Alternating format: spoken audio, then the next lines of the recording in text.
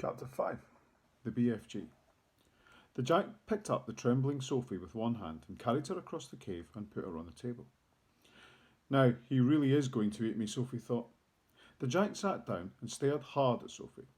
He had truly enormous ears. Each one was as big as the wheel of a truck, and he seemed to be able to move them inwards and outwards from his head as he wished. I is hungry, the giant boomed.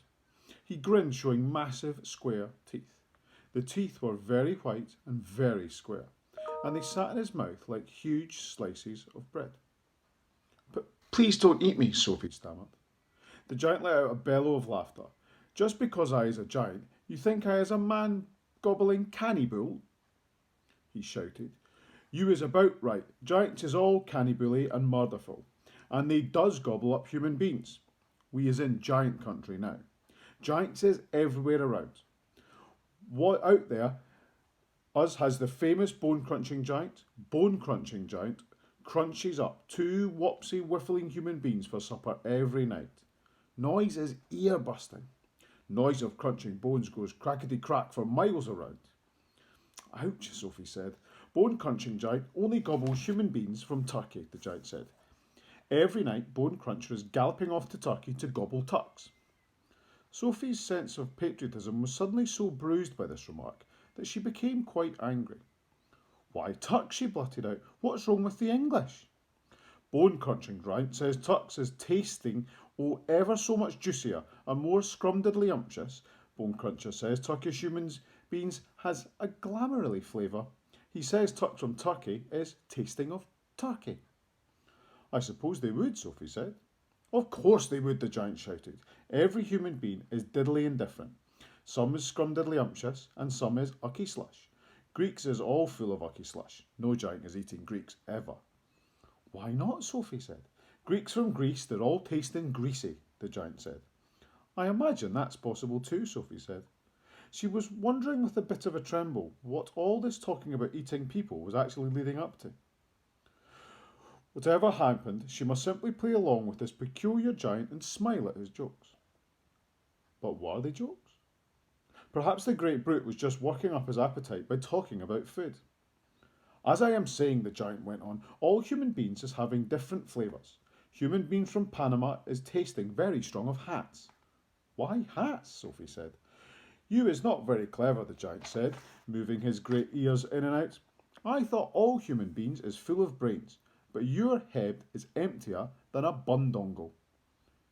Do you like vegetables? Sophie asked, hoping to steer the conversation towards a slightly less dangerous kind of food. You is trying to change the subject, the giant said sternly. We is having an interesting babblement about the state of the human being. The human being is not a vegetable. Oh, but the bean is a vegetable, Sophie said. Not the human being, the giant said. The human being has 2 legs and a vegetable has no legs at all. Sophie didn't argue anymore. The last thing she wanted to do was to make the giant cross. The human being, the giant went on, is coming in dillions of different flavours. For instance, human beings from Wales is tasting very whooshy of fish. There is something very fishy about Wales. You mean Wales? Sophie said. Wales is something completely different. Wales is Wales, the giant said. Don't gobble funk around with words. I will now give you another example. Human beings from Jersey has a most disgustable woolly tickle in the tongue, the giant said. Human beings from Jersey is tasting of cardigans. You mean jerseys? Sophie said. You are once again gobble funking, the giant shouted. Don't do it. This is serious and snitching subject. May I continue? Please do, Sophie said. Danes from Denmark is tasting ever so much of dogs, the giant went on. Of course, Sophie said. They taste of Great Danes. Wrong, cried the giant, slapping his thigh. Danes from Denmark is tasting doggy because they is tasting of Labradors. Then what do people of Labrador taste of? Sophie asked. Danes, the giant cried triumphantly. Great Danes. Aren't you getting a bit mixed up? Sophie said. I is a very mixed up giant, the giant said. But I does do my best, and I is not nearly as mixed up as the other giants. I know one who gallops all the way to Wellington for his supper. Wellington, Sophie said. Where is Wellington? Your head is full of squashed flies, the giant said. Wellington is in New Zealand. The human beings in Wellington has a especially scrumdiddlyumptious taste. So says the welly-eating giant. What do people of Wellington taste of? Sophie asked. Boots, the giant said. Of course, Sophie said. I should have known. Sophie decided that the conversation had now gone on long enough. If she was going to be eaten, she'd rather get it over and done with right away than be kept hanging around any more. What sort of human beings do you eat? She asked, trembling. Me? Shouted the giant, his mighty voice making the glass jars rattle on the shelves. Me gobbling up human beings? This I never. The others, yes, all the others is gobbling them up every night, but not me. I is a freaky giant. I is a nice and jumbly giant. I is the only nice and jumbly giant in giant country. I is the big friendly giant. I is the BFG. What's your name?